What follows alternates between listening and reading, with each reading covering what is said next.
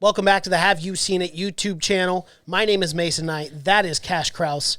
And Cash, what are we doing today? Well, Mason, what's something we have an overabundance of these days in the current pandemic? Sequels. Close. Trilogies? Time. We have so much time. Yes, we have a lot of time these days. Too much time, some would say. I don't know about too much time. I sure am enjoying this little vacation. Well, some would say some time is good. Too much time, you start scheming. Yeah. You start thinking of dark things. I think there's been songs written about that. Too much time on my hands. Yeah. That's true. Sticks. That's true, man. No one thinks up hijacking a plane, working 40 hours a week. Right. You think of that dark shit when you got a lot of time on your hands. So I thought, what's a great way to sink 9 hours of your afternoon?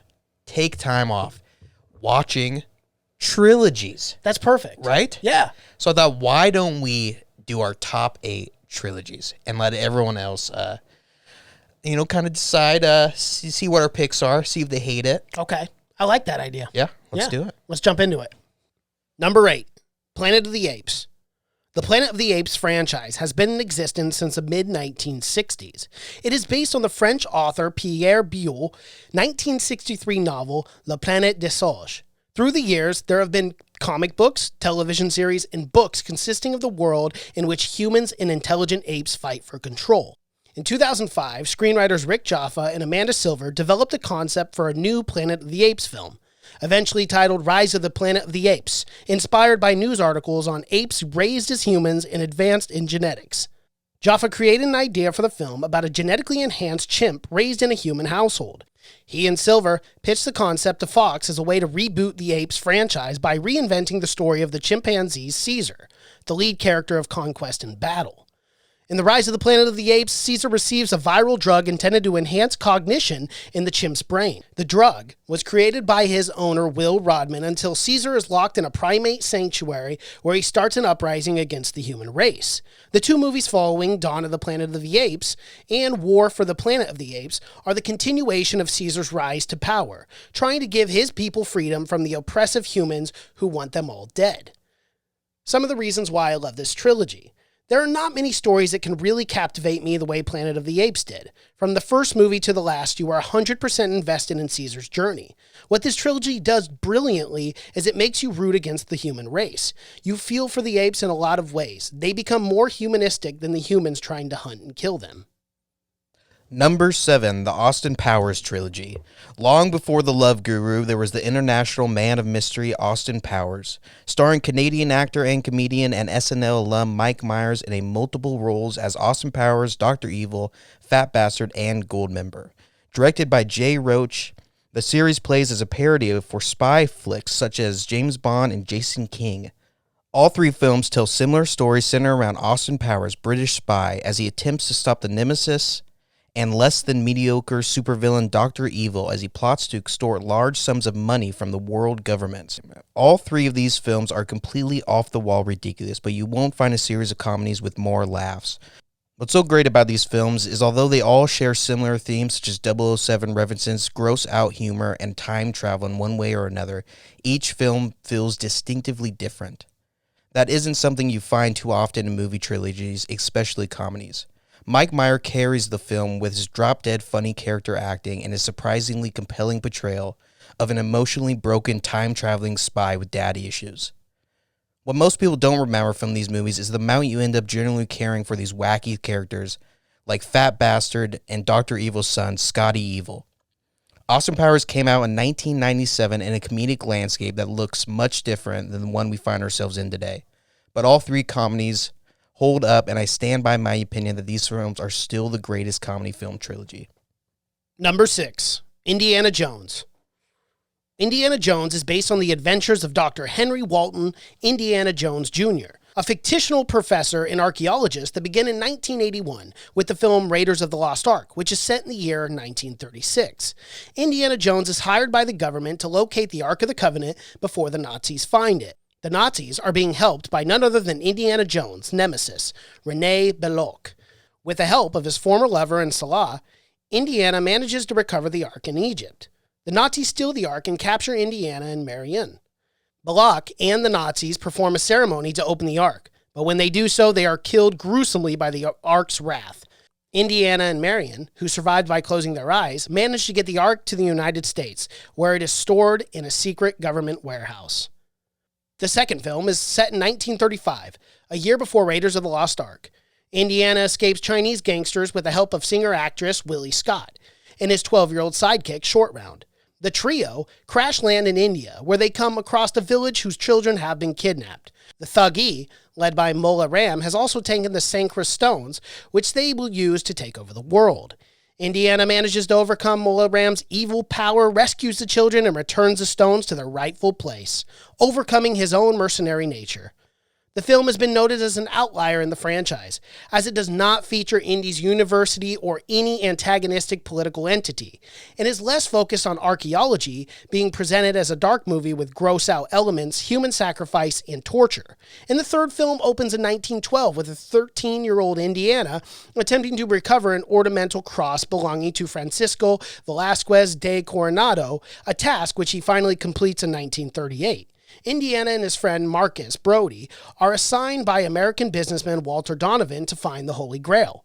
They are teamed up with Dr. Esla Schneider, following on from where Indiana's estranged father Henry left off before he disappeared. It transpires that Donovan and Elsa are in a league with the Nazis, who captured Henry Jones in order to get Indiana to help him with the Grail. However, Indiana recovers his father's diary filled with his research and manages to rescue him before finding out the location of the Grail. Both Donovan and Esla fall into the temptation of the Grail, while Indiana and Henry realize that their relationship and each other is more important than finding the relic. Indiana Jones is the epitome of adventure and discovery. Each movie has a unique adventure that keeps you on the edge of your seat. Raiders of the Lost Ark might literally be the perfect film, followed by a very dark and sometimes controversial Temple of Doom, and the third, The Last Crusade, is easily the funniest and most heartwarming of these three films. Harrison Ford was born to play the role of Indiana Jones, his charm and comedic timing giving life to Indiana Jones as you root for him to win in every movie. Number 5, Dollars Trilogy, also known as the Man with No Name Trilogy. Directed by Italian director and mastermind Sergio Leone, the Dollars Trilogy stars Clint Eastwood as the Man with No Name. The three films, A Fistful of Dollars, For a Few Dollars More, and The Good, the Bad, and the Ugly, are considered by some to be the greatest westerns ever created, and are largely credited for establishing the spaghetti western as a genre and replacing, for the most part, the classic western film. A Fistful of Dollars is the unofficial remake of the 1961 Akira Kurosawa samurai film Yojimbo, and tells the story of an unnamed cowboy who finds himself in the middle of a violent feud between two smuggler families in the town of San Miguel on the U.S.-Mexican border. The film was the first to show off Leone's distinctive style of storytelling and is noted as establishing Clint Eastwood as a star. Leone changed what we knew about the classic western, replacing the clean-shaven, slow-spoken, morally just cowboy with a trigger-happy, gruff outlaw. And the world, in my opinion, is better for it. Not only does Leone jam-pack these films with senseless violence, but he makes the experience of the Western much more cinematic, adding incredible wide shots and impactful close-ups. Although the Dollars Trilogy is now considered a de facto trilogy, that was never Sergio Leone's intention.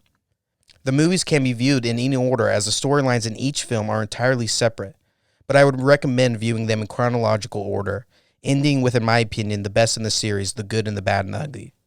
Although considered as a prequel because it depicts Eastwood's character slowly piecing together his iconic outfit and takes place before the first two films in the American Civil War. Number 4, Back to the Future. In 1985, Doc Brown launches his dog Einstein 1 minute into the future with his plutonium-powered DeLorean time machine.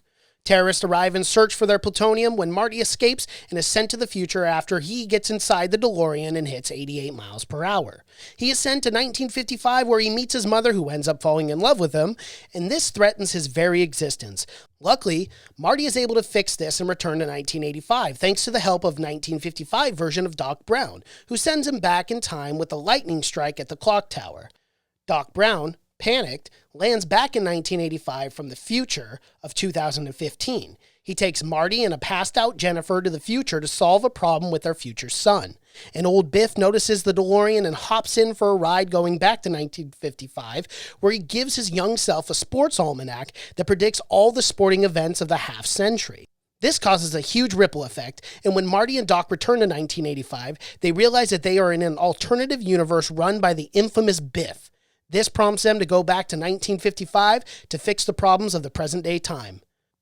And in the third film, Doc Brown accidentally sends him to 1885. Thanks to a note by Doc Brown, Marty then helps save Doc's life and returns to 1985. The script was rejected 44 times before finally being made. Eventually, Universal Pictures picked up the film, but the head of Universal Pictures, Sid Sheinberg, did not like the title Back to the Future, insisting that nobody would see a movie with future in the title. In a memo to Robert Zemeckis, he said that this title should be changed to Spaceman from Pluto, tying in with the Marty as alien jokes in the film, and also suggesting further changes like replacing I Am Darth Vader from Planet Vulcan line with I Am Spaceman from Pluto. Sheinberg was persuaded to change his mind by a response memo from Steven Spielberg, which thanked him for sending a wonderful joke memo, and that everyone really got a kick out of it. Sheinberg, too proud to admit he was serious, gave in to letting the film retain its title. Southern California University uses the Back to the Future screenplay in its classes as the model for the perfect screenplay. Back to the Future was such a cultural hit that after the film's release, body kits were made for DeLoreans to make them look like the machine from the film. The Back to the Future franchise is one of the most enjoyable and downright fun times you'll have with the trilogy. The chemistry between Marty McFly and Doc Brown, played by Michael J. Fox and Christopher Lloyd, is undeniable. It is rare for me to watch a movie more than once. However, Back to the Future is one of the best rewatchable movies of all time, in my opinion. And not often is a follow-up sequel as good, or if not better, than the first. For me, Back to the Future easily hits our top 8. Number 3, Mad Max Trilogy. Before there was Katniss Everdeen and before Skynet went online, the world was introduced to the original road warrior, Max Rokitansky, played by the incredibly level-headed actor Mel Gibson, written and directed by the visionary Australian director George Miller.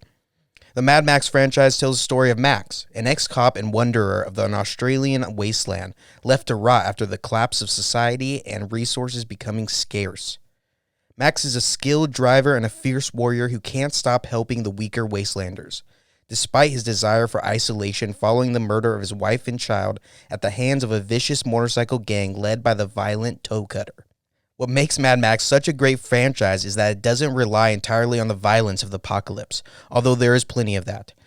But its storytelling and world building is what keeps you glued. It's always interesting to see how an artist interprets the apocalypse and how different each variation can be. Some envision a more enlightened world that recedes to the roots of farming and agriculture, not in George Miller's apocalypse. George Miller builds a world where the old gods are replaced and worshipped by machines and the things that keep you alive, such as vehicles and bullets. Each entry is a high-octane thrill ride that doesn't let off the gas until the credits roll. 30 years after the final entry in the original trilogy, and arguably the weakest in my opinion, Mad Max Thunderdome premiered, George Miller returned for another film in the franchise, Mad Max Fury Road, that continued and expanded on the lore and mythos of Max, although most fans don't count that as a sequel as much as a reimagining. Number 2, Star Wars. The story begins with Princess Leia, who was captured by Darth Vader in the Galactic Empire. She's being held as a hostage in order to crush the rebellion, fighting against them. During Lord Vader's attack on Leia's ship, 2 droids, R2-D2 and C-3PO, sneak off with the help of Leia through an escape pod. They land on Tatooine and are captured by Jawas and eventually sold to Luke Skywalker. Unbeknownst to Luke, the Empire is hunting down these droids because they carry valuable information that could help the rebellion. While cleaning the droids, Luke accidentally sets off R2-D2, who plays the message from Princess Leia, urging Obi-Wan Kenobi to take the coordinates to her home of planet of Alderaan. The only Kenobi Luke knows is the old Ben Kenobi, who's an elderly hermit. So the next morning, Luke notices R2-D2 is missing and goes to look for him. Running into old Ben Kenobi, he reveals his true name and tells him he fought alongside his father as a Jedi Knight before Vader killed his father. How did my father die? A young Jedi named Darth Vader, who was a pupil of mine until he turned to evil, helped the Empire hunt down and destroy the Jedi Knights. He betrayed and murdered your father. Obi-Wan invites Luke to go and help him on Alderaan, but Luke declines, saying his aunt and uncle still need him. When Luke goes back home, he is brought to the sudden realization that his home is burned down and his aunt and uncle have been killed by the Empire. With nowhere else to go, Luke agrees and goes to Tatooine with Obi-Wan to find a ship to get them to Alderaan. There were a plethora of problems while making this film. George Lucas thought that this movie would tank so bad that he didn't even want to go to his own premiere. Instead, he went on vacation with his friend Steven Spielberg in Hawaii, where they came up with the idea for Raiders of the Lost Ark. Luckily, George Lucas was dead wrong.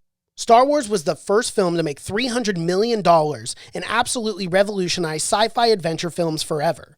No one in 1977 had ever seen anything like Star Wars, and it blew the audience's minds. Subsequently, 2 more films were made with great success, Empire Strikes Back and Return of the Jedi, and the franchise is still around to this very day. Now owned by Disney, Star Wars is a multi-billion-dollar franchise and one of the most successful trilogies in the history of cinema.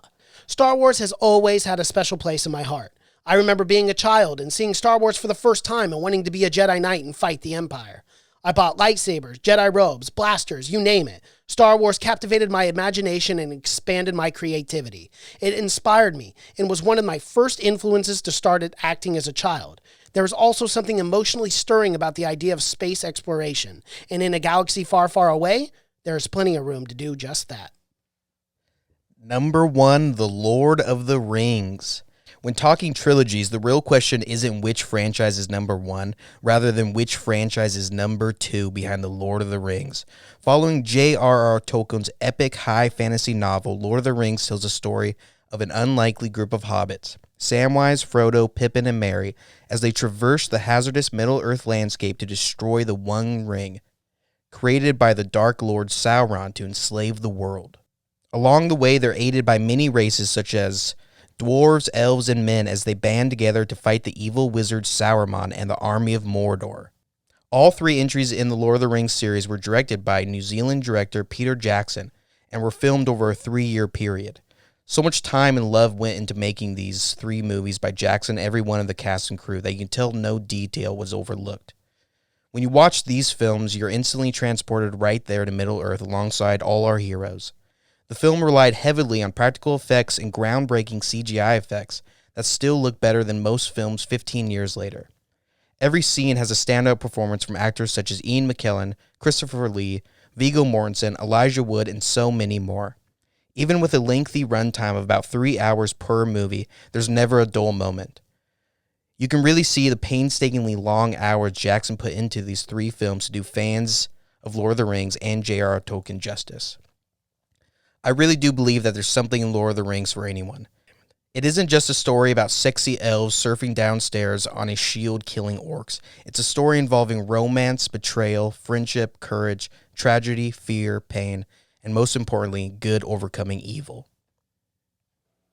Thanks for watching our video, guys. And if you like what you see, be sure to hit that like button, subscribe to our channel, and hit the little bell notification. Get all the latest updates on all videos being dropped on this channel. We're going to be adding a lot of new material, a lot of new videos. So be sure to subscribe and check us out. Yeah, and let us know if you agree or disagree with our picks. Mason, I know we are going to get some hate for this one. I know we missed some franchises. Godfather, Matrix, Toy Story, perhaps. Yep. We missed some, but... The Dark Knight trilogy. Yeah. So let us know. Let us know what we missed. I'm sure you guys will. And let us know if you agree with our picks as well. And not only that, but in the comment section, leave your top 8 for the greatest 8 trilogies you believe are the greatest. Yeah.